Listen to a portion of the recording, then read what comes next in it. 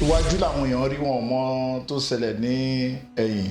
conversation wọn pẹ̀lú Lizzy Anjorin àti Fulani mo get pé Bobrisky check tó fún wọn níjọ́ náà lọ́hùn bounce check ni.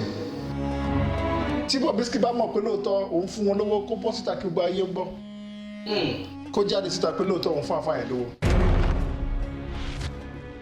Bobrisky ò lè fọwọ́ sọ̀yà pé òun àwọn àtọkùnrin ẹgbẹ́ òun ò mọ bára wọn sùn kò lè fọwọ́ ẹ̀ sọ̀yà ẹni kó bọ́ síta kó wá sọ pé gbogbo gbèsè ayé ẹ̀tàn fi bu kò rọ́kùnrin tó ń bá sùn ní ọkùnrin torí owó ló ń wá kò dẹ̀ sí tó wò lè tì sí. from now to 6 years ẹ máa rí life ẹ ó máa change ó máa dẹ̀ tí ó yẹ pé àbóhùn náà ni àbóhùn náà kọ́ ẹ lọ́dọ̀ tiẹ̀.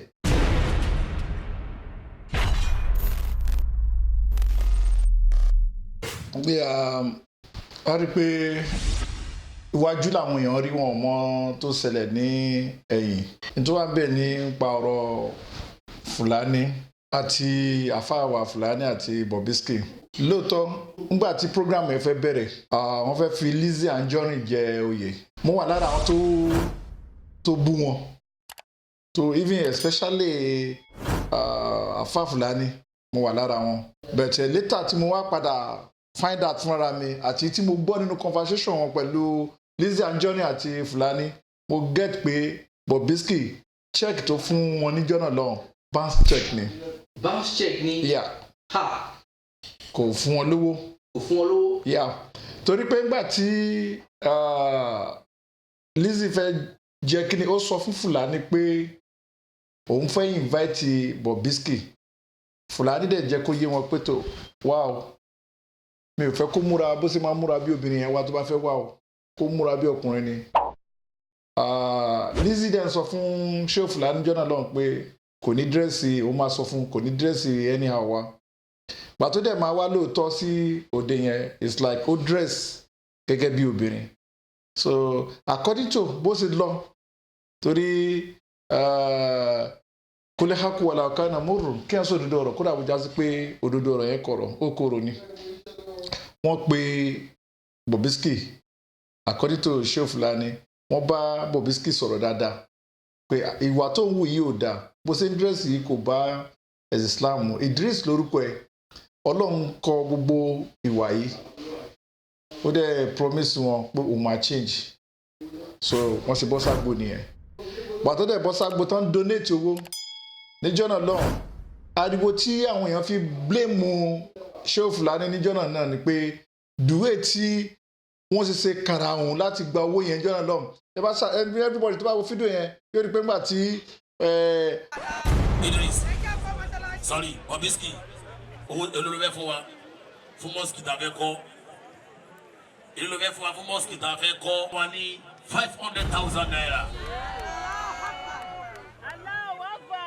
ìkarahun yẹn ló bí àwọn èèyàn nínú bẹ́ẹ̀ gbogbo ẹgbẹ́ náà àṣẹ̀yìnwá àṣẹ̀yìnbọ̀ check tí Bobrisky fún Fulani is a fake check. fake check. bounce check ni kò sí nǹkan kan bẹ́ẹ̀ kò fún wọn lówó yẹn dòní.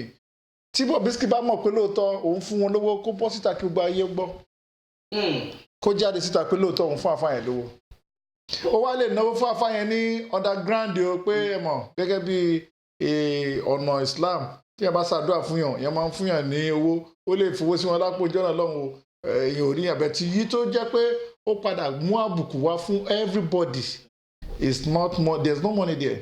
there's no money there. yeah kò sí nǹkan àbùkù yẹn kàn síta ni olófà tí gbogbo yẹn ń gbé káàkiri pé lọ́tún lósì kíní kan gẹ́gẹ́ bẹ́ẹ̀ sì mọ̀ pé àwa Muslim náà àìfẹ́ gbogbo nǹkan tó lè dẹ̀tí Islam like it so everybody ló jáde sí Fulani jọ́nà lọ́hùn gbogbo yẹn ló ń bú Fulani pé ìwọ lélẹ́yìí so possible kí ẹ máa gbowó haram ni àbúyá lè fowó haram kọ́ mọ́sálásí ni. so gbogbo kíní yẹn ló kọ́ sí àwọn èébú tí gbogbo yẹn bú àfáà Fulani jọ́nà lọ but èébú yẹn ti lọ but for reality ètò fi mú àfáà yẹn tó fi ń búra pé wàláhì òun ò gba kankan lọ́wọ́ Bobrisky gbogbo tí gbogbo yẹn ń pariwo pé òun gbowó lọ́wọ́ Bobrisky kò fún òun ní kankan Lizzy Anjorin fún rẹ̀ gan nínú interview náà sọ pé lóòótọ́ ni ó sàn bẹ àfáà yẹn pé kó má bínú ni so bí ọ̀rọ̀ yẹn ṣe jẹ́ nìyẹn Bobrisky ò fún ẹni yẹn lówó kárí ni Bobrisky lọ sí ibẹ̀ so bí ọ̀rọ̀ yẹn ṣe bó ṣe jẹ́ nìyẹn. tó wáyé pé òótọ́ ni pé Bobrisky pé bounce check ni ó fún àfáà nǹkan burúkú mà nìyẹn. ìyá torí pé òun gan fúnra ẹ̀ náà Bobrisky fúnra ẹ̀ náà oúnjẹ ègún ló ń jẹ, ẹ̀wù ègún ló ń wọ̀, ẹ̀wù náà ló ń wọ̀, gbogbo tó bá wù kó máa ṣe gbogbo nǹkan yẹn tọ́lọ́run bọ̀ ò fẹ́ ni. Ẹ rí i pé gan-an nínú Islam sọ pé lahanan anabiwa Muhammad jẹ́ kó yé wa pé gbogbo ẹ̀dá, mo fẹ́ sọ àdìsí ẹ̀ tẹ́lẹ̀ níbẹ̀ tó wà nínú àdìsí pé gbogbo ẹ̀dá tó bá ti múra bí obìnrin, ibi dandan ègbé àti ìyà Ọlọ́run kó máa lọ bó onítọ̀hún. So that's mean pé tíyẹn bá dress bí obìnrin, ọkùnrin tó bá dress bí obìnrin, iná ìtọ́lọ́run kọ́ ni kò fẹ́. Nǹkan tó lóun fẹ́ ni. Gẹ́gẹ́ bí gay àti sọ pé tó bá di kẹyìn ayé gbogbo nǹkan tí ó máa ṣẹlẹ̀ ọkùnrin ó máa ṣe bí obìnrin, gbogbo bí gay sí báyìí ìtọ́lọ́run kórìíra jù láyé ni ẹ̀ tí wọ́n ní ká lóko. Even gan èyí tó kéré jù bẹ́ẹ̀ tí gbogbo yẹn ń ṣe all over the world now, ó worst tó dẹ̀ worst tá a gbọ́dọ̀ ṣe òun náà ni pé kíyàn lutí. Kí o máa lutí. Yes, kọkùnrin máa lutí kó máa lóun ṣe fàájì káàkiri pé òun ṣe what's up guy, òun ṣe kíní kan. Ànábì wa Muhammad sallallahu ó ní gbogbo nǹkan tí obìnrin bá ń ṣe tọkùnrin náà bá padà ń ṣe ibi dandan kó máa lọ bá onítọ̀hún. So ká máa sọ ẹni tó jẹ́ pé ó padà wá change gbogbo structure rẹ̀, módà rẹ̀, ìṣesí ẹ̀, ìsọ̀rọ̀ ẹ̀, ìrìn sí ẹ̀, ó change ẹ̀ sóbìnrin. Ẹ jọ̀ọ́ ẹ sọ fún mi irú bo lẹ́nítàn lọ. So Bobrisky gbogbo ẹ̀dá tó bá mọ Bobrisky kó títí ó tètè máa yé pé irú gbogbo àwọn yẹn gbogbo tó bá wù kan sí láyé ayé náà ni gbogbo ẹ̀ mọ́. Ayé ni gbogbo ẹ̀, but àwọn kan tún wà tó yẹ pé wọ́n fi pé ayé òun ló ní láìfẹ́, kò sí nǹkan tó kan ẹnìkan, nǹkan tó bá wù ló lè ṣe. Gbogbo àwọn tó bá fi pé òun ló ní láìfẹ́ kán tọrọ lọ́dọ̀ Ọlọ́run pé kí irú ọmọ Bobrisky yẹn kọ́ lọ́n kó fún àwọn. Kó fún àwọn. Ìyá gbogbo oníkálukú tó bá ti lè sọ bẹ́ẹ̀ kó náà tọrọ pé tó irú ọmọ Bobrisky yẹn o kọ́ lọ́n jẹ́ kó náà ní láyé òun. Kò sí òbí tó bímọ ọkùnrin tí ó gbàdúrà kọ́mọ òun bímọ lọ́kùnrin tó níyàwó kó bímọ. Kò sí òbí tó bímọ obìnrin kalẹ̀ tí ó gbàdúrà pé kọ́mọ òun bímọ àsobìnrin. So gbogbo ẹni tó bá sọ pé òun ló ní láìfẹ́ kó má ṣe gbẹ àwọn yẹn wọn ìṣèyàn gidi, àwọn tó máa ń tọ̀yàn sínú náà ni káwọn náà wá tọrọ pé irú ọmọ Bobrisky yẹn o Ọlọ́run kó fún àwọn nínú gbèsè ayé àwọn. Àwọn kan wọ́n tó gbọ́dọ̀ pé fashion ló ń ṣe, fashion ni kó fi ń tajà. Ó sọ ní pé fashion ni pé kò ń ṣe pé ó kọ̀ ń ṣe lásán, pé kò fi ń tajà ni. Bobrisky ò fi tajà, ó ti go more far ju gbogbo yẹn lọ. Tàbá ń sọ yẹn akàn fi ń pọ́nlé ni. Tàbá wo nínú ọ̀rọ̀ tí à ń sọ lẹ́ẹ̀kan, a ní tó bá di ìkẹyìn ayé òdodo ọ̀rọ̀ ó máa di pé tó sápamọ́ yányán, irọ́ ló máa wà ní ìta, ìranù ló máa wà níta. Nǹkan tí ò dá ní gbogbo yẹn máa like. Ẹ wo àwọn tó ń jalè ń sin náà gbogbo aná là ń kí yín. Ẹni tó bá lè jalè tó bá lè bọ́ síta tó lè gbé AK-47 tó yíyan sí àwọn yẹn máa ní pé I like that guy, see the way he shoot, see the action ọmọ gbogbo tí gbogbo oníkálukú máa pariwo ni ẹ̀ òun náà máa praise. Bí yẹn bá jalè lónìí báyìí òun náà máa praise jù. So gbogbo àwọn tó bá ń sọ gbogbo yẹn rubbish ni wọ́n ti gbé òdodo wọ́n ti gbé pamọ́, wọ́n wá gbé irọ́ sókè, irọ́ yẹn náà ń pọ́nlé. Irọ́ náà ń pọ́nlé. Yeah. So advice wo la ní fún Bobrisky tó bá yẹ kó ń wò wá báyìí? Advice tí mo ní fún Bobrisky mi ò tí mo kàn ní advice fún ni pé tó bá jẹ́ nìkan tó níbẹ̀rù Ọlọ́run tó sì mọ̀ pé lóòótọ́ à ń lọ sí ọ̀run, gbogbo wa tá wà yìí sìn oníláríra wa, gbogbo wa máa kó ẹrù wa à ń lọ sọ́dọ̀ Ọlọ́run.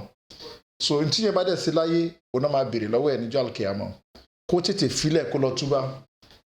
Ojoojúmọ́ dẹ̀ ni kó máa túbá, láàárọ̀ lọ́sàn-án lálẹ́ kó máa túbá. Torí pé n tí Bobrisky yẹn ṣe mo fẹ́ kí gbogbo yín náà mọ̀ àwọn ọjọ́ kan wà tán pé wọ́n ní Solomon and Gomorrah. Ọlọ́run ti torí títí wọn gangan ó fi dì sùn nígbà náà lọ láyé ìgbà títí wọn tó yẹ pé wọn ò ní nǹkan kan ju kán máa bóbìnrin sùn lọ.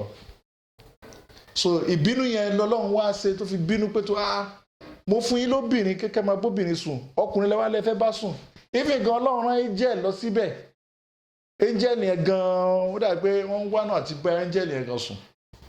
So ìbínú ṣe bí Ọlọ́run pé ní ọ̀nà tẹ́fẹ́ gbégbà nìyẹn, tó bá jẹ́ pé bẹ́ẹ̀ ṣe fẹ́ gbégbà yẹn ni. Bobrisky ò lè fọwọ́ sọ̀yà pé àwọn àtọkùnrin ẹgbẹ́ wọn ò mọ bára wọn sùn, kò lè fọwọ́ ẹ̀ sọ̀yà ẹni kó bọ́ síta kó wá sọ pé gbogbo gbèsè ayé ẹ̀ tán fi bu kò rọ́kùnrin tó ń bá sùn ní ọkùnrin.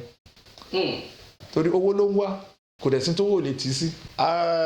Ìkan lára gay kan wà lamẹ́ríkà ńgbà kan, gbà tí Bobrisky ń pariwo mo wo interview yẹn mo gbàgbé orúkọ man yẹn, ó wà ní Amẹ́ríkà, ọmọ Nàìjíríà náà ní Yorùbá ni, gay náà ni ó popular ní Nàìjíríà. Ìgbà kan ń bú Bobrisky pé irọ́ ni Bobrisky ń pa pé òun mọ̀. So Bobrisky ò lè fọwọ́ sọ́yà pé wọn ò máa bá wọn sùn lọ́kùnrin ẹgbẹ́ pé ọkùnrin ẹgbẹ́ wọn ò máa bá wọn sùn. Àbí Ọlọ́run tó dá Bobrisky ní ọkùnrin Ọlọ́run ti mọ tó máa jẹ́, Ọlọ́run ti mọ ibi tó fẹ́ dé kó tó dá lọ́kùnrin. Tó bá lówó lónìí, tó bá ní ó fi ń ṣe fashion pé kó fi lè make owó ni, kó fi lè rówó ni, Ọlọ́run ti create pé ó máa lówó láyé ẹ̀. Àìní sùúrù ẹ̀ ló fi lọ síbòmíì. Ọ̀rọ̀ ẹ̀ dàbí ẹni tó lọ sògùn owó ni. Ẹni tó sògùn owó ń sìn tó wá lówó lónìí, Ọlọ́run ti kọ àkọọ́lẹ̀ pé yóò lówó. Owó tó fẹ́ ní nígbésí ayé ẹ̀ ló ti fi ijọ́ kan wọ́ yẹn. Ijọ́ tó wọ́ yẹn bá ti tán ó ti parí náà nìyẹn. So kò sí kankan. Advice tí mo lè fún nísìnyí pé kó tètè ronú jinlẹ̀ kó lọ bá àwọn àfáà kan tẹríba kó tọrọ àforíjì lọ́dọ̀ wọn.